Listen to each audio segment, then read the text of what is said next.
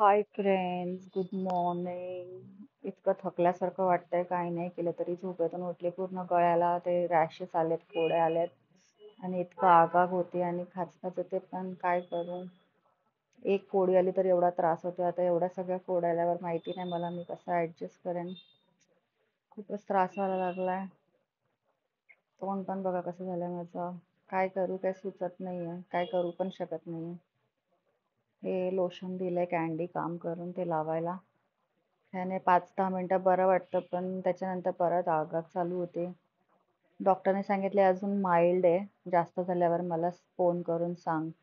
तर त्याने असं सांगितलं, तर मला आता अजून भीती वाटायला लागली की आता माइल्डमध्ये एवढा त्रास होतोय तर अजून जास्त झाल्यावर काय होईल. मी काल तुला पण बोलले की मला खूप भीती वाटते. मला खरंच खूप भीती वाटायला लागली. आपण जेव्हा समोर कोणाला तरी बघतो की असं झालंय, त्याच्यानंतर स्वतः बर्दाश्त करायला खूप कठीण. शिफ्टिंगमध्ये माझी तेलाची बाटली कुठे हरवली काय माहिती. त्यांनी ही डीमार्टमधून ही नवीन तेलासाठी बाटली घेऊन आली आहे, ह्याच्यात तेल ठेवायला. थोडी चांगली वाटली जरा मला, म्हणून मी घेतली. काय माहिती आता किती दिवस टिकते ही. शॉपिंगची बिमारी आहे मला. रिटेल थेरपी बोलतात त्याला, रिटेल थेरपी. जीव चालला तरी शॉपिंग करायची आदत बंद नाही होत.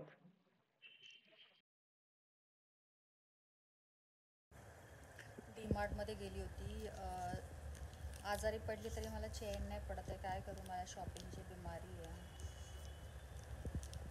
असंच घरात पण बोर होत होतं. मम्मी गावाला गेली आहे, मग सांगायला कोण नाही आहे की काय करायला पाहिजे काय नाही. आणि मला तर काही माहितीच नाही आहे की ह्याच्यामध्ये काय करायला लागतं. आणि किती पण काय माहिती असलं तरी शेवटी मलाच करायचं आहे सगळे कामं, मलाच घरातलं सगळं करायचं आहे. तर मी काय पाहू पथ्य पाणी, म्हणून मला पाण्यात पण हात घालावा लागतो आणि भांडी वगैरे पाणी येते सगळं मला काम करायला लागतं. मग मी काय पाहू, मला काय कळत नाही आहे.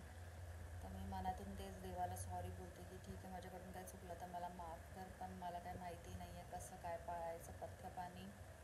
आणि चैन नाही पडत आहे मला. मी डीमार्टमध्ये गेली होती, 2-3 वस्तू घेऊन आली, मला पाहिजे होते. आणि काय करू यार, बोर झालं आहे मला. मला तर असं वाटतं की माझ्याकडे ब्लॉगमध्ये बनवायला पण माझ्या लाईफमध्ये काहीच कॉन्टेंट नाही आहे. एवढी माझी लाईफ बोरिंग आहे.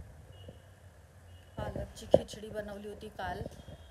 तिला काय कुकू हात लावत नाही आहे. ठीक आहे, तिच्यासाठी रोज कुठून आणू पिझ्झा बर्गर, तिला घरातलं जेवण खायला नको. मी पालकची खिचडी बनवली होती काल, रात्री बनवली होती. मी खाल्ली ती आज दही बरोबर. तिला पण बोलली तू आजारी आहे खा, तर ती काय खायचं नाव घेत नाही आहे. मी विस्की कॅन्डल बनवली आहे, दाखवते तुम्हाला. उचलू नाही शकत, sorry. Whisky on the Roxx. कशी वाटते मला नक्की सांगा.